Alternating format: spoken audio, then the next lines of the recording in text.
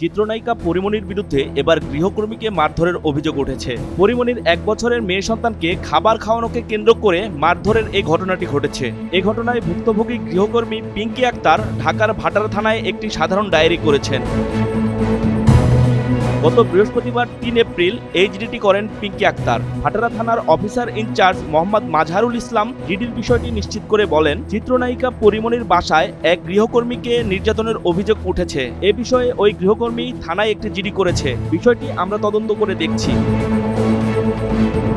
নির্যাতনের শিকার গৃহকর্মী পিঙ্কি আক্তার জানান, 1 মাস আগে তিনি চিত্রনায়িকা পরিমণির বসুন্ধরা আবাসিক এলাকার বাসায় কাজ পায়। তার দায়িত্ব ছিল পরিমণির 1 বছর বয়সী মেয়ের দেখাশোনা করা এবং তাকে খাবার খাওয়ানো। পরিমণির বাচ্চাকে প্রতি 2 ঘন্টা পর পর খাওয়ানোর নিয়ম। তিনি সেটা মেনে প্রতিদিন বাচ্চাকে 2 ঘন্টা পর পর খাবার খাওয়ান। তবে তাকে বাচ্চার দেখাশোনার জন্য নিয়ে যাওয়া হলেও বাসার অন্যান্য কাজও করানো হতো।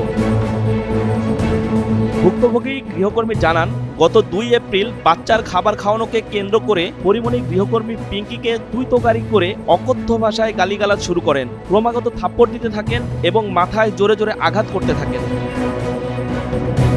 ভুক্তভোগী গৃহকর্মী আরও বলেন, তিনি যখন আমাকে থাপ্পড় দিতে শুরু করেন তখন আমি হতবাক হয়ে তার দিকে তাকিয়েছিলাম।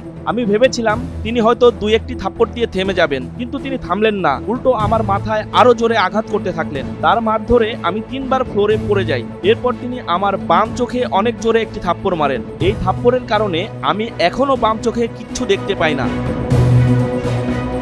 ভয়ঙ্কর এই মারধরের পর গৃহকর্মী বাধ্য হয়ে জাতীয় জরুরি সেবার নম্বর 999-এ কল করে পুলিশের কাছে সাহায্য চাইলে তারা তাকে উদ্ধার করে। গৃহকর্মী পিঙ্কি আক্তার জানান, প্রাথমিকভাবে একটি জিডি করেছেন। পরবর্তীতে তিনি আরও আইনি পদক্ষেপ গ্রহণ করবেন পরিমণির বিরুদ্ধে।